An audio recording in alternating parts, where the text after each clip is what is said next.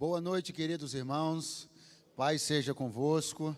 Amém? Que coisa boa é a gente estar na casa do Pai. Coisa boa é dar-lhe glória. Coisa boa é prestar-lhe culto. Não há realmente lugar mais adequado para um crente lavado, remido no sangue do Cordeiro estar numa noite de domingo, senão na casa do Senhor. E quando impedidos estávamos disso, sem dúvida alguma, isso nos fez muita falta. Mas agora, podendo fazer isso, ainda que administrando aí algumas inconveniências, como a máscara, o distanciamento, mas ainda assim dando graças a Deus pela oportunidade de estar nos átrios do Senhor. Deus seja louvado. É um prazer rever esta igreja, uma igreja que faz parte da minha vida, da minha história, da história do meu ministério. Eu tenho lembranças muito felizes de muitas manhãs, muitas noites aqui na Nasci para Deus ao longo dos últimos anos, e eu louvo a Deus por uma aliança tão forte que se estabeleceu entre a minha vida, a minha casa e a Nasci para Deus, a vida, a casa, o ministério do pastor Ney e da pastora Andréia, quem eu agradeço profundamente por mais uma oportunidade. Disse aqui pela manhã e reitero, é um privilégio para mim que essa oportunidade tenha calhado justamente aí um dia após o aniversário do pastor Ney, né? E eu estou muito feliz com isso, já o parabenizei, faço isso de novo com muito gosto e alegria, desejando toda sorte de bênçãos. Pegue a sua Bíblia comigo, quem está com fome e sede da palavra de Deus, diga amém. Abra no livro do Gênesis, capítulo de número 35. Gênesis, capítulo 35, versículo de número 16.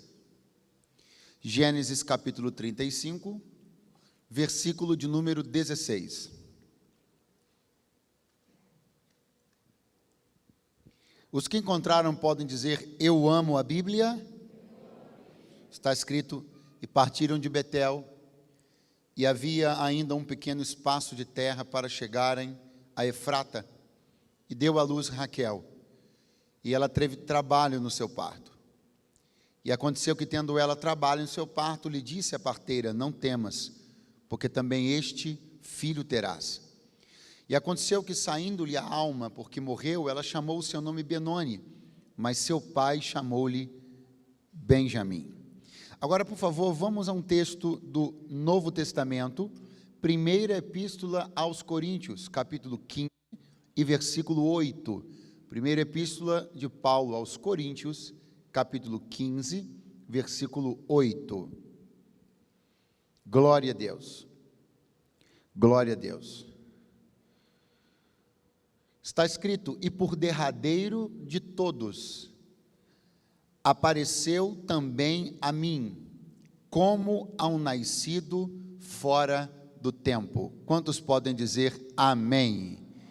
Amém? Quem está aí, diga amém. Olha lá, hein? Você não vai embora não, hein? Queridos irmãos, eu estou com essa palavra no meu coração aquecida e com desejo de compartilhá-la. Ela está longe de ser uma palavra difícil ou complexa ou algo do gênero, mas eu preciso de, digamos, um caidinho mais da sua atenção, só para que você talvez não, em algum momento, pense que não existe um enquadramento, para que talvez você em dado momento não se pergunte, onde eu entro nisso? Nós lemos aqui dois textos nós lemos aqui. O primeiro é sobre o nascimento de um homem chamado Benjamim, de um menino chamado Benjamim, filho do patriarca Jacó. Esse menino chamado Benjamim, ele originará uma tribo de Israel, uma tribo muito importante, uma tribo hábil em batalhas e uma tribo muito forte, muito resistente, uma tribo com a qual o Senhor sustentou e manteve uma aliança até o fim. O texto que lemos na Epístola aos Coríntios é uma afirmação do próprio escritor, falando a respeito de si próprio. É o apóstolo Paulo que está, quando discorrendo sobre a eleição dos apóstolos, ele diz assim, e por último de todos, apareceu também a mim, como a um nascido fora do tempo. Mas por que o senhor leu, pastor, um texto que fala de Paulo, após ter lido um texto que fala de Benjamim? Por uma simples razão, porque Paulo era benjamita. Então, eu quero mostrar a você dois caminhos que se desenvolvem numa distância muito grandiosa de tempo e de espaço, mas que ainda assim demonstram a força de um DNA, a força de uma raiz, a força de uma palavra. Quando eu digo força de uma palavra, é porque quando Jacó reuniu todos os seus filhos e ele proclamou verdades proféticas a respeito de cada um deles, e cada um deles originaria uma tribo de Israel, você pode pensar que era só um pai emocionado falando coisas bonitas ou coisas duras para seus... Lá em Atos, em Coríntios, nas outras epístolas, porque é uma coisa de DNA que é muito forte. Paulo benjamita exemplifica e demonstra muito sobre a carga desse DNA. Mas aí talvez a pergunta já esteja aí aparecendo. Mas e eu, pastor? O que eu tenho a ver com isso? Eu quero mostrar a você algumas verdades bíblicas e não tenho dúvida alguma do que vou dizer. Você vai se enxergar em muitas ou talvez em todas elas, porque muito sobre a chamada de Paulo e o DNA de Benjamim tem a ver com a vida dos crentes nos dias de hoje, e eu quero mostrar isso a você. Começo dizendo a você algo precioso e importante, um mistério que só crente muito espiritual crê. Eles estão aqui hoje, não estão? Glória a Deus. Compreenda, Benjamim, ele foi o segundo filho de Raquel. Antes de Benjamim, havia um outro filho. Raquel teve um primeiro filho chamado José. Jacó e Raquel tiveram um filho chamado... Pois bem, agora, veja, o que significa o nome José? O nome José significa o seguinte, abre aspas, Deus me acrescente logo outro filho. Portanto, todas as vezes que Raquel, que é a mãe, mencionava o nome do seu filho José, ela estava dizendo com isso, Deus me acrescente outro filho. Esse filho veio a vir, sim ou não? Sim. E quem ele é? Benjamim.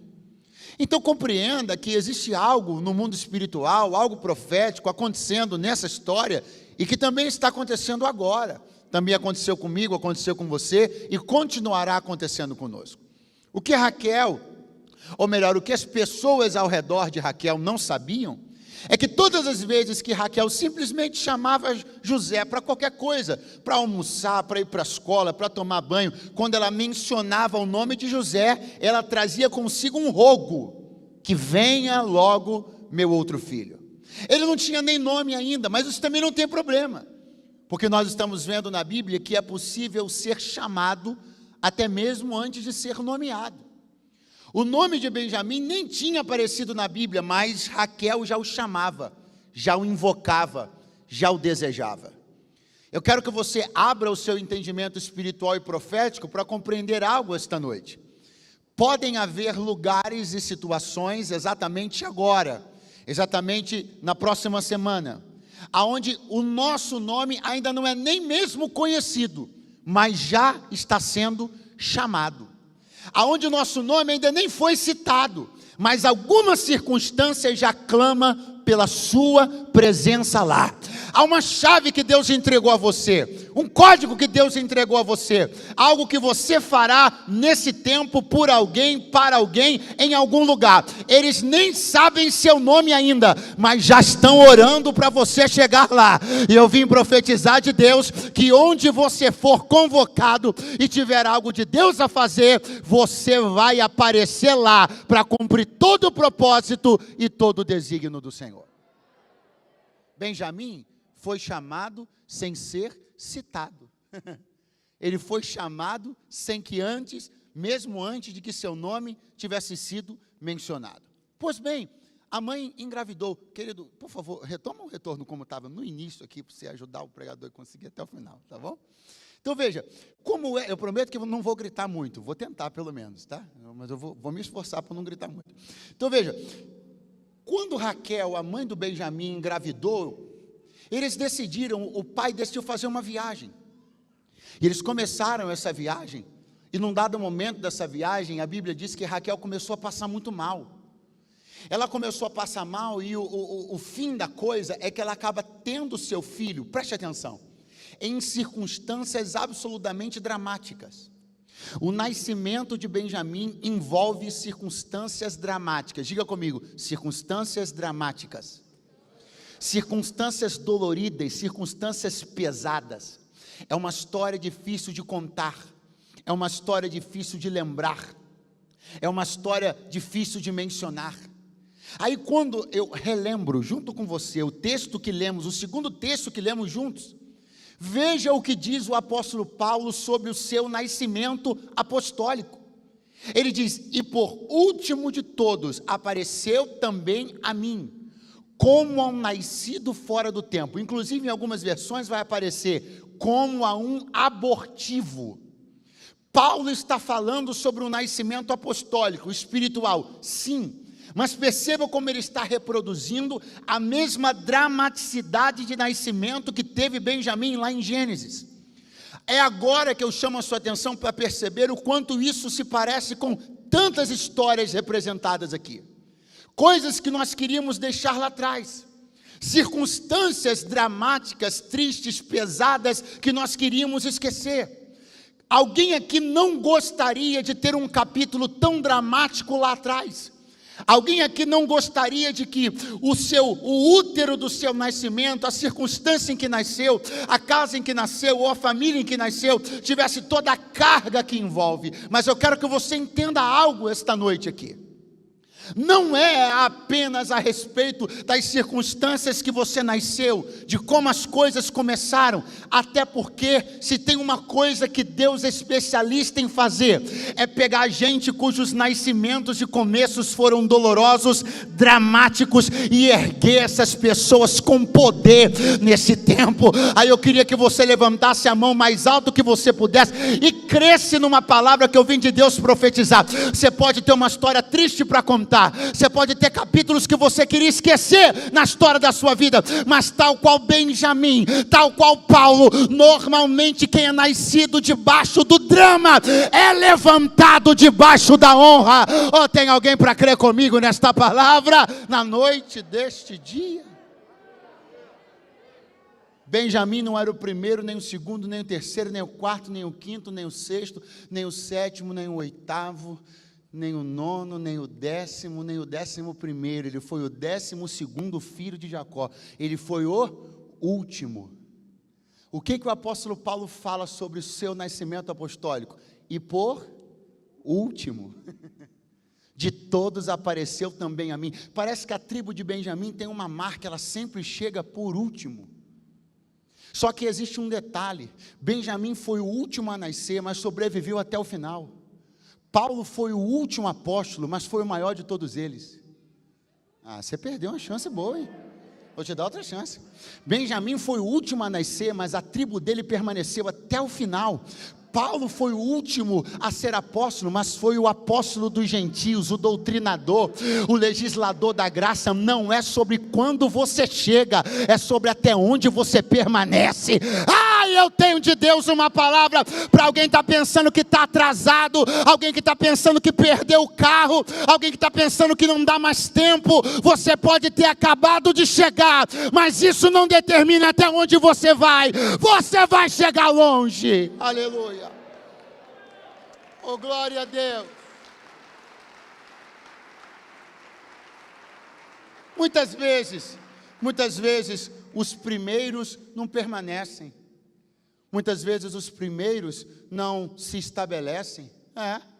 Judas foi dos primeiros, mas não permaneceu. Paulo foi o último, mas permaneceu até o fim. Não é sobre quando começa, é até onde vai. Eu estou falando para alguém que está se sentindo mal e pesado e dizendo: será que ainda dá tempo? Eu conheci a fé já na idade dos 30, dos 40, dos 50, eu perdi tanta coisa, hinos que eu não cantei, coisas que eu não fiz, verdades que eu não preguei. Deixa eu dizer uma palavra para você: Deus compensa tempos e estações perdidas. Ele ainda te revelará tanta coisa que você nem vai sentir falta do tempo que não teve. Quantos estão crendo nesta palavra? Tem muita gente aqui que perdeu muita coisa, e se eu dissesse que você não perdeu, eu estaria mentindo. Tem canções que foram cantadas e você não cantou, mensagens que foram pregadas e você não ouviu. Paulo perdeu muita coisa. Ele perdeu o início da igreja, ele não estava no dia de Pentecostes, não participou das primeiras reuniões em Jerusalém. A Bíblia diz que quando Paulo aparece, e daí eu já começo a lhe fazer entender uma outra coisa. Qual é a primeira vez que Paulo, ainda aparecendo com o nome de Saulo, que na verdade é o mesmo nome, não é que Paulo mudou de nome, é apenas uma forma de se pronunciar num lugar diferente, não é uma mudança de nome, é apenas uma questão de linguagem. Saulo e Paulo não é um nome diferente, é o mesmo nome, é apenas uma pronúncia que diz respeito à localidade e à linguagem. Mas vamos lá, o fato é que quando Saulo aparece na Bíblia pela primeira vez, em qual circunstância é? Na circunstância da morte do diácono Estevão. Estevão estava sendo apedrejado, ele viu o céu aberto, e a Bíblia diz que quando ele morre, levam as vestes dele até os pés de um jovem chamado Saulo. Eu quero que você entenda duas coisas muito importantes para tranquilizar em seu coração. Primeira, você percebeu qual foi a primeira vez que a Bíblia mencionou o nome de Saulo? Na circunstância da morte de Estevão. E qual foi a primeira vez que a Bíblia mencionou o nome de Benjamim? Na circunstância da morte de Raquel. Tudo que a gente não queria era aparecer numa hora dessas. Tudo que a gente queria é aparecer numa hora confortável, na hora que os foguetes estivessem sendo soltos e não que os enterros estivessem sendo feitos. Só que existe uma marca sobre Benjamim, uma marca sobre Paulo, e pode ser que seja uma marca sobre alguém aqui. Parece que você sempre aparece quando o caldo está mais grosso, quando a chapa está mais quente, quando a coisa está mais dramática. Mas me entenda aqui hoje, você não pode ter esse tipo de pudor. Qual pudor? Não, nessa circunstância eu não quero aparecer. Não, se é para fazer isso, porque quem estava antes foi embora e não está fazendo mais, então não quero fazer. Não tem esse tipo de pudor, não seja problemático onde Deus está sendo prático. Se é para você chegar, chega. Se é para resolver, resolva. Se você é a pessoa que vai aparecer, não importa quem veio antes, o que fez antes, se você apareceu agora, é porque Deus conta com você para aparecer agora. Não seja romântico onde Deus está sendo prático. Qual foi a palavra de Deus para Josué? Josué, Moisés, meu servo, é morto. Levanta-te e faz esse povo passar pelo Jordão. Eu não tenho tempo para continuar chorando. Levanta, Josué, você está aparecendo, tua liderança vai surgir no momento dramático de Israel, mas eu preciso contar com alguém, então que seja com você. Às vezes a gente está muito preocupado, né? Muito preocupado em aparecer, mas não desagradar. Começar a fazer uma coisa, mas não desagradar a pessoa que estava fazendo antes de nós. Pastor, eu não vou fazer essa tarefa, porque tinha alguém fazendo essa tarefa, e aí se souber que eu estou fazendo, vai ficar chateado comigo. Você está tendo pudores demais, onde Deus tem demandas demais. Se o reino de Deus tem uma demanda, vai lá e faça, não é problema seu quem fez e o que fez antes de você. Quando Estevão morre, a Bíblia, não sou eu, é a Bíblia que diz, eu acabei de falar há pouco que esse Deus é Deus de compensações, e vou lhe mostrar que Ele é Deus de compensações, porque tem alguém aqui choroso essa semana, eu acho que não dá nem tempo mais para mim, acho que não dá tempo de Deus me usar mais, eu não sou de família tradicional na igreja, não tenho pais pastores, mas eu não tenho um pai, mas isso eu perdi muito tempo, será que ainda dá tempo? Escuta. Enquanto Estevão estava sendo apedrejado, o que a Bíblia diz? Que ele viu o céu aberto. O que ele viu? Diga forte, céu aberto. Saulo estava logo ali pertinho. Mas Saulo, a essas alturas, era um perseguidor da igreja, ele não era crente. Então olha o que está acontecendo. Tem alguém pertinho de Saulo, vendo o céu aberto. Mas o céu para Saulo está fechado. Alguém perto dele tem visões celestiais, mas ele está mergulhado nas trevas. Alguém perto dele está sendo convidado para subir pelo próprio Senhor, mas Paulo é perseguidor da igreja. Aí alguém vai dizer assim: poxa, esteve tão perto de uma visão tão gloriosa, e agora o tempo passou e ele não vê mais nada. Quando Saulo se converteu e foi chamado para o ministério, ele escreveu uma coisa que nenhum homem mais escreveu na Bíblia. Ele diz assim: eu conheço um homem, falando de si, que se no corpo não sei, ou fora do corpo também não sei, mas que foi levado ao terceiro céu e viu coisas indescritíveis. Nos dias de Estevão, céu aberto e Paulo perto sem ver nada. Mas eu não sei as visões que você não teve lá atrás, mas eu sei que existem céus abertos ainda sobre a sua vida. Ainda dá tempo de Deus te mostrar muita coisa. Ainda dá tempo de Deus te levantar nesse tempo. Ainda dá tempo de Deus te mostrar coisas que você não viu.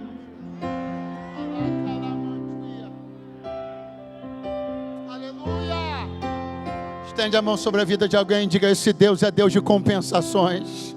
Você pode ter perdido algumas coisas, mas Deus ainda tem muito a mostrar, muito a revelar, muito a fazer. Ou quem está crendo no que eu estou profetizando, por favor, abra a boquinha santa, com máscara, sem máscara. Digam glória a Deus, digam aleluia, diga algo para Deus esta noite. Aleluia. Veja, lá estava Benjamim, lá estava a mãe de Benjamim, grávida. Lá vai ela ter um filho, lá vai ela entrar em trabalho de parto. Pergunte onde? Não, pergunte onde? No meio da rua. No meio da rua. Sabe onde Benjamim nasceu? No meio da rua. Não foi na maternidade, não foi no berço, não foi no celeiro, foi no meio da rua. Não, você não. Eu estou falando para você que Benjamim nasceu no meio da. Aonde começou? É a minha pergunta para alguém aqui: onde foi que começou? No meio da rua. Será que tem futuro alguém que nasce no meio da rua? Será que chega em algum lugar alguém que nasce no meio da rua? Será que pode dar certo alguém que nasce no meio da rua? Vejamos Paulo, que toma cartas para perseguir os crentes em Damasco. E de repente, estando ele no caminho, no meio da rua, cerca-lhe um resplendor de luz do céu. E o apostolado dele nasce no meio da rua. Parece que essa tribo tem um negócio com nascer no meio da rua. Paulo, segundo diz, não sou eu, segundo diz a Bíblia, estava indo perseguir os do caminho. Os crentes eram conhecidos como os do caminho. Paulo estava indo perseguir os do caminho. Estava no caminho e o caminho apareceu para ele. Não, você foi embora, vou te dar outra chance. Paulo estava indo perseguir os do caminho. Ele estava no meio do caminho, e aquele que é caminho, verdade e vida apareceu para ele e disse: Paulo, por que me persegues? Duro será para ti recalcitar contra os meus aguilhões. Deixa eu lançar uma palavra de Deus para você essa noite aqui, meu irmão. Não é aonde você nasceu, não é isso que está em questão, não é isso que importa, não é se tem 2 nomes na tua certidão de nascimento, ou se o pai não assinou, ou se o pai foi embora, ou se o pai fugiu. Assim te diz o Senhor: eu pego gente que nasce no meio da rua, eu faço um ministério surgir no meio da rua, eu pego crente na esquina, eu entrego palavra no metrô. O Deus que desperta ministérios até no meio da rua não mudou. Aleluia.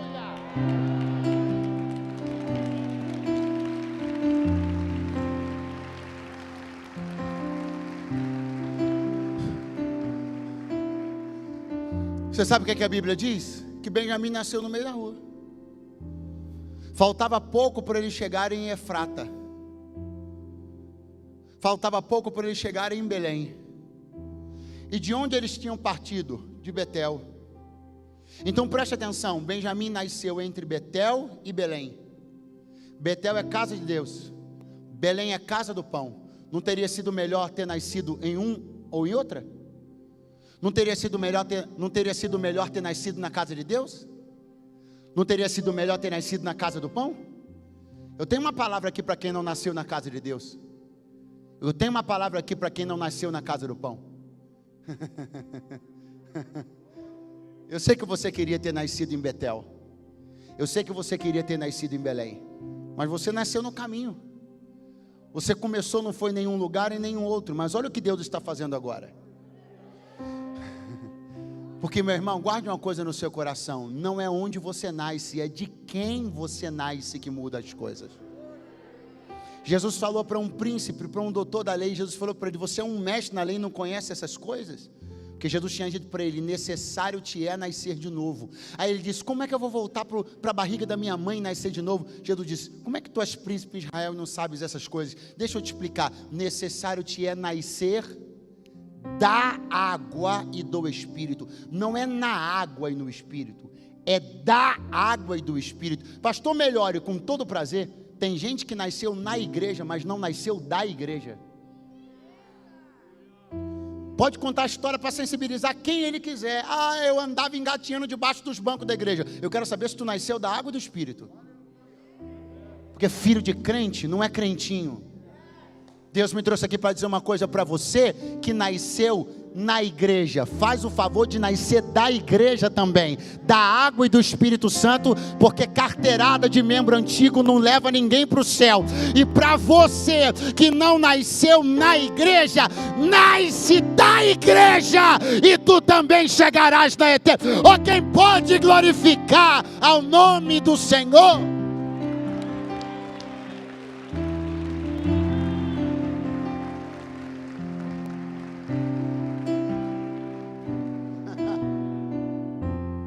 Raquel deu à luz a Benjamim. Raquel, repete comigo por favor, para eu saber se você ainda está vivo. Raquel deu à luz a Benjamim. Essa expressão tão recorrentemente usada pelas mulheres, pelos homens, sobretudo, dar à luz, dar à luz, dar à luz. Você já escreveu dar à luz alguma vez? Já leu dar à luz alguma vez? Então você lembra de uma coisa, que este A é craseado. Então, na verdade, qual é o sentido de dar à luz? Dar à luz é o seguinte: é pegar o feto e dá-lo à luz. Então, é pegar o neném e entregá-lo à luz. É quando a criança é entregue à luz. A criança sai da obscuridade do ventre e é entregue à luz, é dada à luz. Mas isso é nascimento biológico. O nascimento biológico é quando o indivíduo é dado à luz. Mas existe um outro nascimento, é o espiritual. E esse é o contrário, é quando a luz é dada ao indivíduo. Estando Paulo no caminho, cercou-se-lhe um resplendor de luz do céu. Quando Benjamim nasceu biologicamente, Raquel deu à luz Benjamim, mas quando Paulo nasceu no Espírito, foi a luz que foi dada para ele.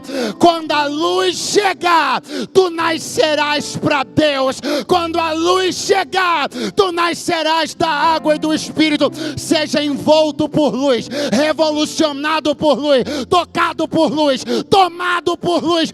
Toda a obscuridade e trevas estão sendo vencidas. Receba luz.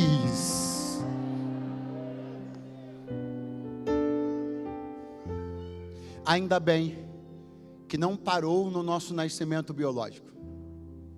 Ainda bem que Deus tinha para nós um nascimento espiritual.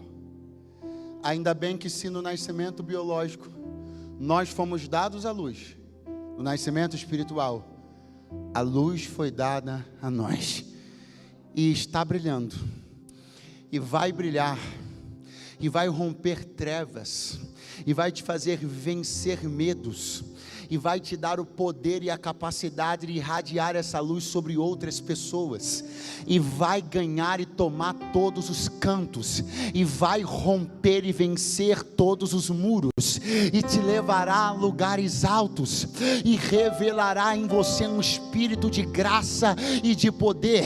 Nós somos cidadãos dos céus, guerreiros da luz, filhos da luz. Não somos pactuados com as trevas, nós temos uma aliança com a luz.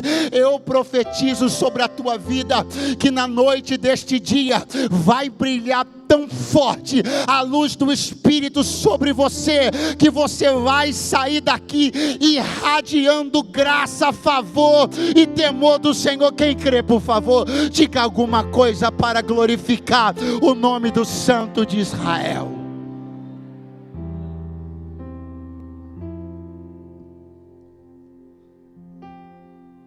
Quando o menino estava nascendo, a mãe aflita, semi-morta, moribunda, toma uma decisão dramática: colocar o nome do filho de Benoni, que significa filho da minha dor. Quando Jacó percebe aquilo, ele diz: não, vai se chamar Benjamim, filho da minha mão direita, filho da minha destra. Pastor, quantas vezes o nome Benoni foi pronunciado? Uma. Só da boca de Raquel saiu o nome Benoni. Nunca mais aquele menino foi chamado por aquele nome. Mas ele chegou a ser pronunciado, pastor? Chegou. Alguém chegou a dizer isso sobre ele? Chegou. Alguém em algum momento falou uma palavra maldita sobre ele? Falou. Uma vez. Uma pessoa. Para nunca mais. Eu queria muito que você acreditasse em um perfil, em uma característica do poder de Deus. Eu vou chamar essa característica de contenção. Deus tem uma característica também no seu poder, que é de irradiação. Ou seja, Deus pode pegar o nome de uma pessoa e irradiar esse nome nos 4 cantos dessa terra. Você acredita nisso? 5 pessoas acreditam. Eu vou tentar de novo. Você acredita que Deus pode pegar o nome de alguém e irradiar esse nome nos 4 cantos da terra? Então, considere uma característica do poder de Deus. Ele tem o poder de irradiar. Ele pode expandir e difundir uma notícia nos 4 cantos desse mundo. Mas se Deus quiser conter alguma coisa num lugar e num tempo sobre alguém, ninguém nunca ficará sabendo disso. Pastor, para quem o senhor está falando? Eu estou falando para alguém que sobre você alguma coisa foi mencionada. Sobre você uma palavra maldita foi proferida. E Deus me trouxe para te dizer: eu estou contendo isso. Eu não vou deixar crescer, não vou deixar se espalhar, não vou deixar se desenvolver, não vou deixar te magoar, não vou deixar influenciar teu futuro, não vou deixar macular tua história. Eu estou segurando, alguém está por aí? Eu estou segurando o que disseram, o que profetizaram, o que amaldiçoaram, estou contendo isso com a minha mão, e ainda que queiram se lembrar, não se lembrarão, ainda que queiram noticiar, eu não vou deixar, ainda que queiram espalhar, eu vou segurar, e vai prevalecer o que eu disse sobre você, e não o que os outros tentaram dizer. Oh glória! O Deus das contenções é o nosso Deus. Pastor, saiu uma palavra, uma notícia, uma sentença, uma maldição, saiu sobre Benjamim também, mas não saiu dali, ali ficou, contida no meio do caminho, restrita a ser pronunciada por uma única boca de uma pessoa amarga. Deus me trouxe para dizer: eu não vou deixar que o que foi pronunciado sobre você por alguém amargo amargue o seu futuro. Eu vou conter isso com a força da minha mão, e tua vida não vai ser atrapalhada pelo que ninguém falou sobre você. Eu não vou deixar. Eu estou cuidando da sua identidade, estou zelando pela sua reputação, estou colocando a minha sombra sobre a tua história, e ela se desenvolverá debaixo da bênção que eu ordenei, e não da maldição que alguém proferiu. Está quebrada, está aniquilada, está invalidada no mundo do espírito. Foi dita uma vez só, mas não tem poder nenhum. Vai prevalecer a palavra do Pai ao seu respeito. Aleluia.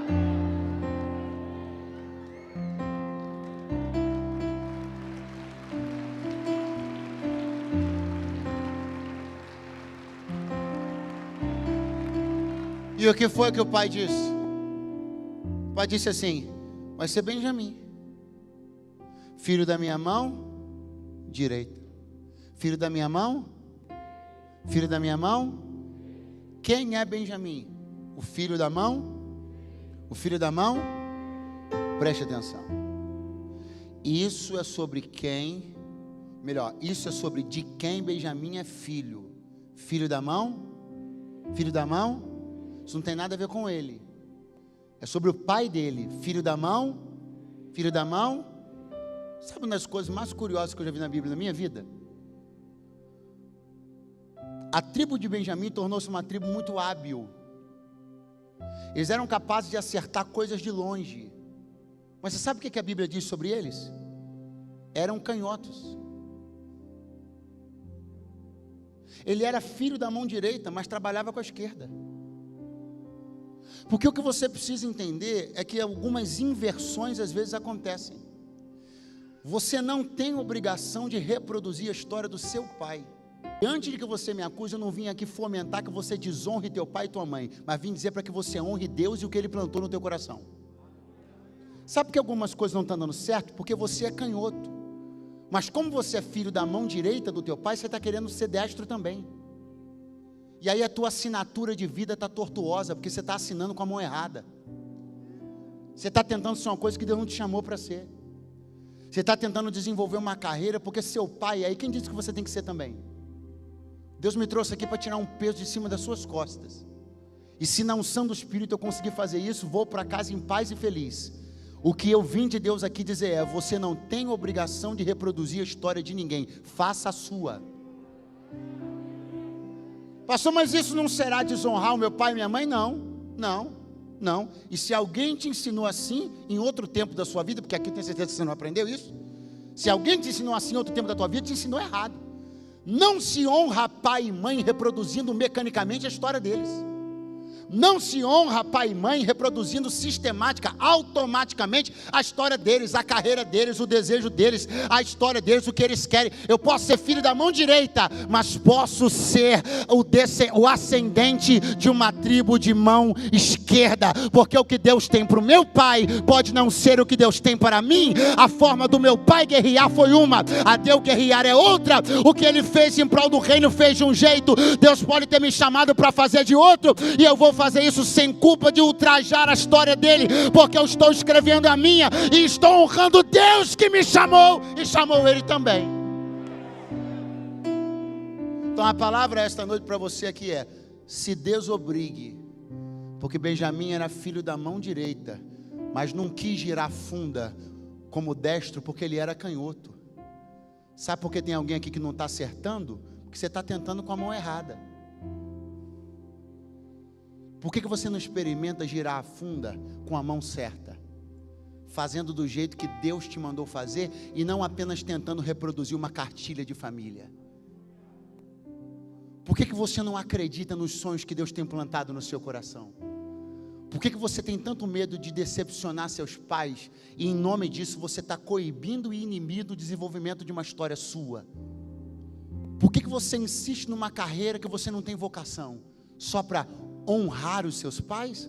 Deus me trouxe para dizer: isso não é honrá-los. Tem uma história para você. tem algo correndo nas suas veias. Eu não sei se é com a mão esquerda que vai, eu não sei se é com a mão direita que vai.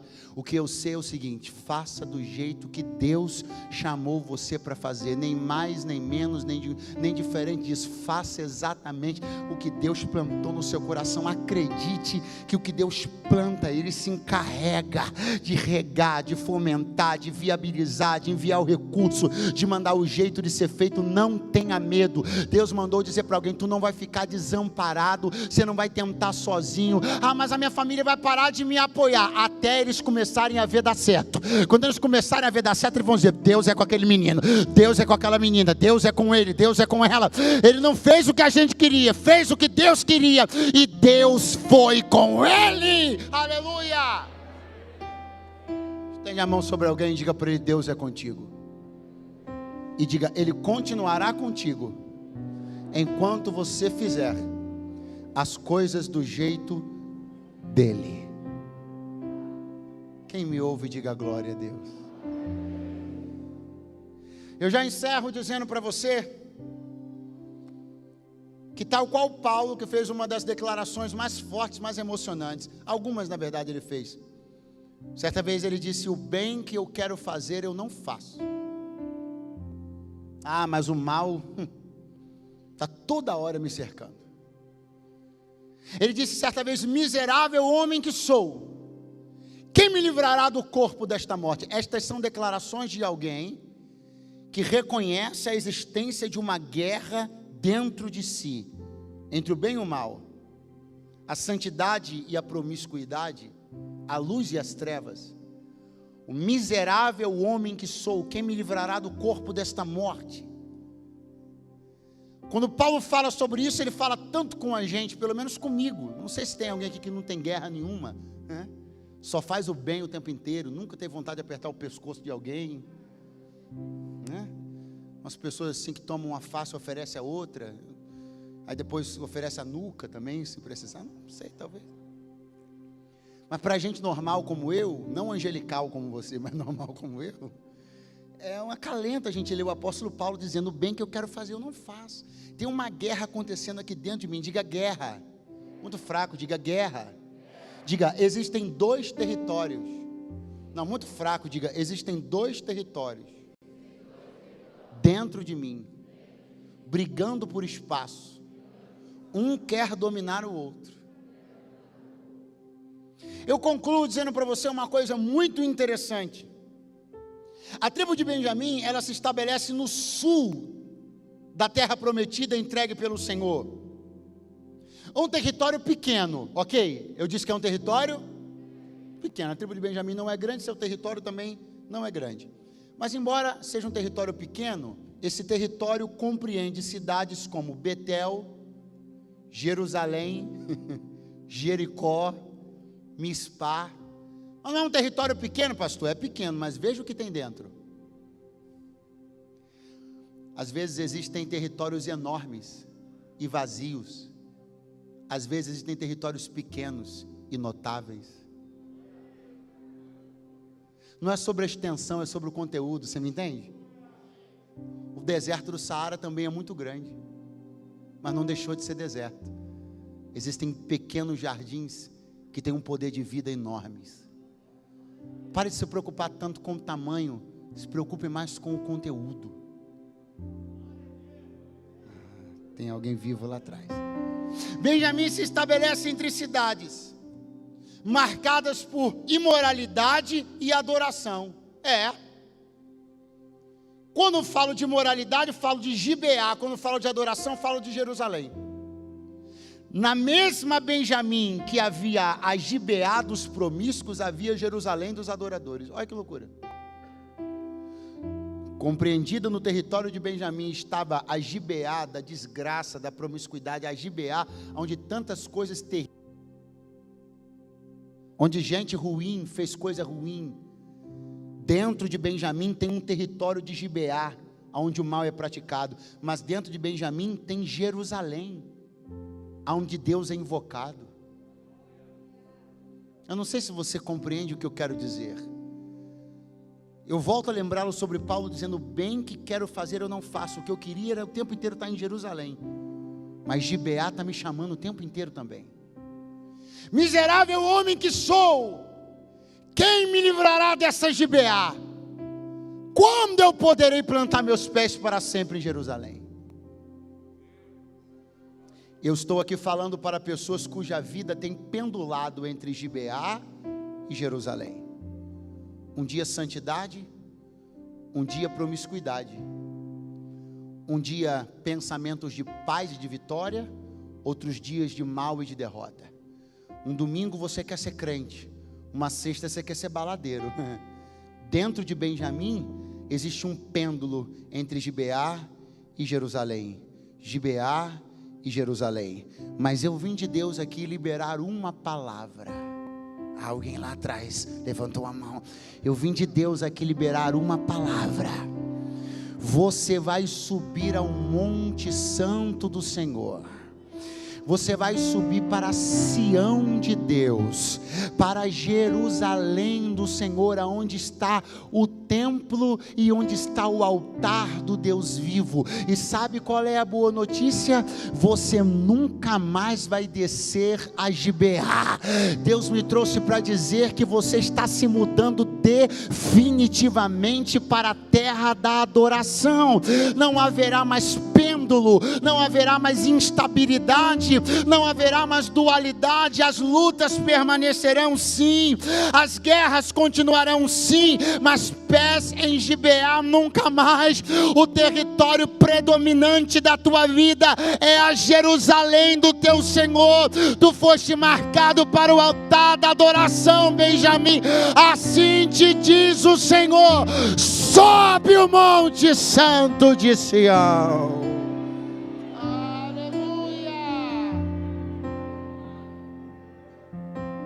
Pastor, mas como é que dentro do território de uma mesma tribo pode ter cidades tão diferentes?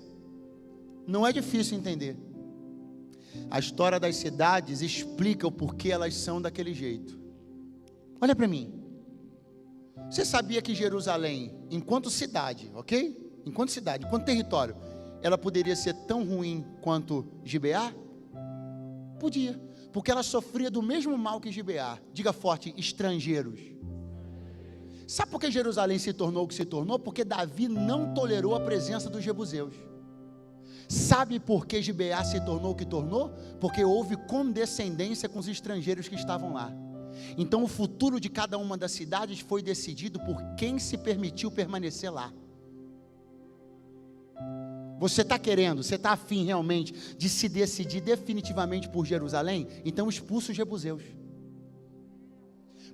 Porque enquanto você for tolerante, enquanto você for condescendente com alianças destrutivas, com a permanência de pessoas malignas e nefastas à tua espiritualidade e à tua devoção, tu vais continuar em Gibeá. Mas se tu queres subir para o monte de Deus, limpa as tuas relações, faz uma faxina nas tuas alianças, muda as tuas amizades, transforma as tuas conexões, porque quando você se dispor a faxinar o seu redor, você vai ver um altar de adoração se erguendo em Jerusalém.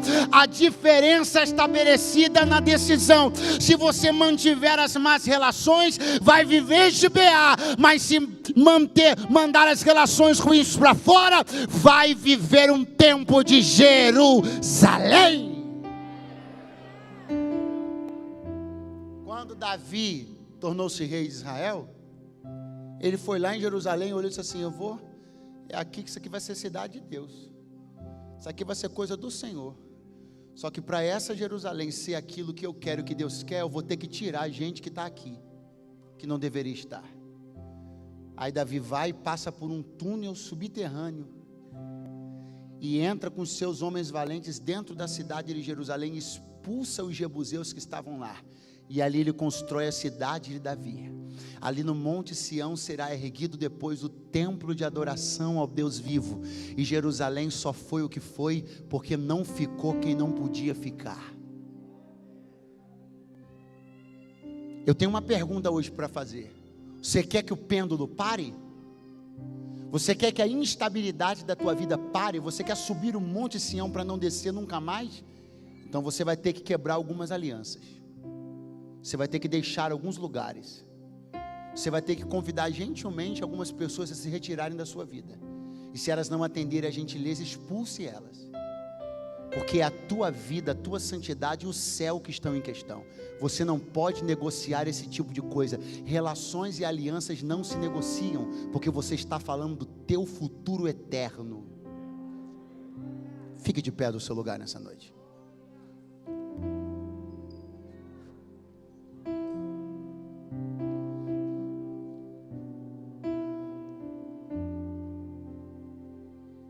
Eu quero falar aqui a alguém esta noite. Alguém que não quer mais viver uma vida tão indefinida, uma vida tão instável. Quero falar a alguém que quer subir o monte da adoração. Eu quero falar para alguém que cansou-se, ouça, cansou-se de viver uma instabilidade espiritual, mesmo sendo crente. Uma instabilidade espiritual, mesmo tendo sido batizado. Você anda perdendo frequentemente essa guerra. Você anda com os pés muito mais em Gibeá do que em Jerusalém. Pastor, mas eu não quero mais isso. Eu quero subir o monte do Senhor para nunca mais descer. Eu quero viver uma vida só. Eu não quero permitir que duplicidade nenhuma esteja sobre a minha vida. Eu quero ter uma identidade só. Eu quero ser uma pessoa só.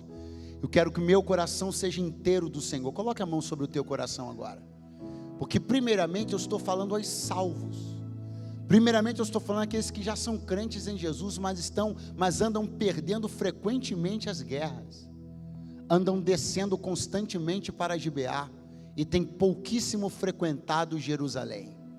Você não pode continuar sendo refém das mesmas ciladas, caindo dos mesmos laços. Será que você não percebe que tudo isso está acontecendo? Muito disso é devido às alianças que você tem feito, às pessoas que você permitiu se chegarem ao seu círculo de intimidade, as pessoas com quem você tem se sentado à mesa, tem se aliançado. Elas estão carregando a sua vida para Gibeá e roubando a sua história de ser desenvolvida em Jerusalém. Só que não mais, porque no nome de Jesus eu declaro que o Senhor te desperte, que Ele te levante e que Ele te chacoalhe para sair dessa noite aqui com uma decisão: não viver mais uma vida de pêndulos. Sair daqui hoje com uma decisão: viver para Deus. Sair daqui hoje com uma decisão: quebrar o que tiver que ser quebrado, fazer o que tem que ser feito, mas parar de tanto frequentar a Gibeá que você deveria deixar deserta. Ela vai estar lá. Pastor, como assim vai estar lá? Ela só vai sair da gente quando a gente estiver lá em cima. Enquanto a gente estiver aqui embaixo, Paulo disse: miserável homem que sou, quem me livrará dessa Gibeá? Ela vai ficar lá, mas vai ficar deserta. Lá eu não vou. Ela vai ficar lá porque minha natureza humana não pode ser desassociada de mim. Só quando eu for para a glória. A herança do pecado eu não tenho como tirar. Então eu vou ter que lutar a vida inteira. Mas Gibeá vai ficar deserta. Lá eu não piso, lá eu não entro. Minha vida é do altar da adoração. Quem crê nisso? Quem sela comigo uma palavra de mudança, uma palavra de transformação, uma palavra de metanoia? Oh, glória a Deus! Que seja assim sobre a tua vida, que seja definitivo, que seja para valer. Está na hora de para alguém aqui ser para valer. É desse jeitinho mesmo que Deus me manda dizer. Está na hora de ser para valer. Você não tem tempo mais de flertar com a igreja. Você não tem tempo mais de ter namoricos com a igreja. Você precisa se decidir para valer. Você precisa de comunhão com Deus. Você precisa de santa ceia. Você precisa de uma igreja orando por você. Você não pode continuar mais desse jeito. Será que você consegue entender isso? Que não há mais tempo para você continuar levando a vida e as coisas do jeito que você leva. Ouve a música, agora entra no carro dele e parece até que é crente. Só ouve hino. Tem lá uma Bíblia aberta no Salmo 91, tal qual um amuleto.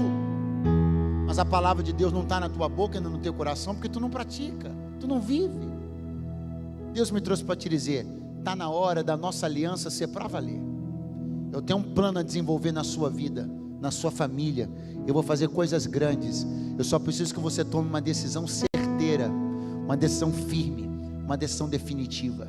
Pastor, eu quero tomar uma decisão definitiva com Deus hoje aqui. Eu vim essa noite de domingo e eu estou entendendo que tem uma GBA que quer me sugar para o esgoto, para a perdição, para o gueto, mas eu estou sendo chamado para o altar. Eu quero viver a minha vida na presença do Senhor. Você quer? Você não quer mais ser sugado para o pecado, sugado para o mal? Você quer viver teus dias na Jerusalém de Deus, na comunhão dos santos? Você quer que agora seja para valer? Me dá um sinal com a tua mão onde você estiver agora. Aonde tem uma pessoa que quer fazer uma aliança com Deus pela primeira vez hoje aqui? Aonde tem uma pessoa que quer fazer uma aliança com Deus pela primeira vez hoje aqui? Tem uma pessoa que está chegando aqui no altar. Tem uma outra pessoa que está chegando aqui no altar. Tem mais uma pessoa que está chegando aqui no altar. Ah, se eu fosse você, eu botava mais glória a Deus e mais aleluia. Agora é para valer. Tem mais gente chegando nesse corredor, naquele corredor, porque agora é para valer. Agora é você e Deus, agora é uma história nova, é agora. Vai se movendo do seu lugar aonde você estiver. Não se preocupe se você está lá no fundo, nós vamos esperar você chegar. Isso. Você pode sair de onde você estiver e vir fazer uma aliança com Deus agora. Isso. Eu vou estender este convite. Eu vou estender esse convite para você que vivia assim, né? Aí um dia você desceu para GBA e nunca mais conseguiu subir para Jerusalém. Tem tempo que você tenta voltar para a igreja e não consegue, mas hoje você vai conseguir aqui. Deus manda eu dizer para você, eu estou te dando força aonde você estiver agora. Aqui, me dá um sinal com a tua mão e pode vir para o altar. Jerusalém te espera de novo. Vem. Aonde está você que precisa voltar para Jesus hoje? Aonde está você que está? Alguém está voltando para a casa do Pai aqui no corredor. Aonde está você que também precisa voltar para cá? Tem mais alguém voltando para a casa do Pai aqui no corredor central? Oh, glória a Deus!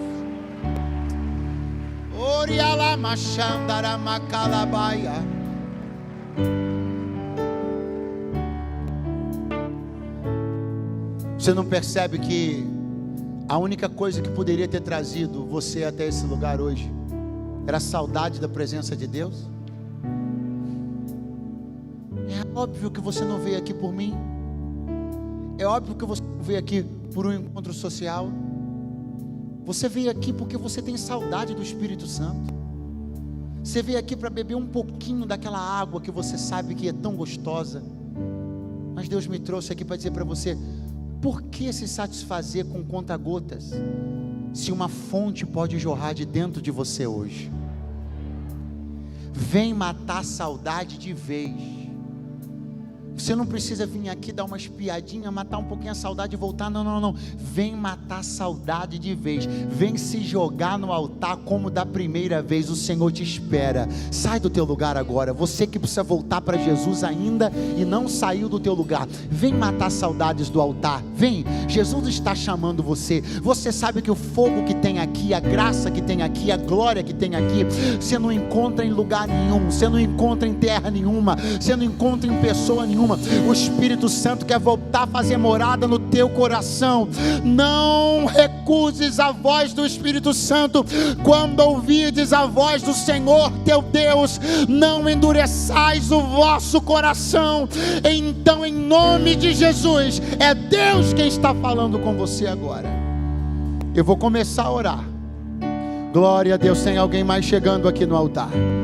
Pastor Ney, pode por favor se aproximar.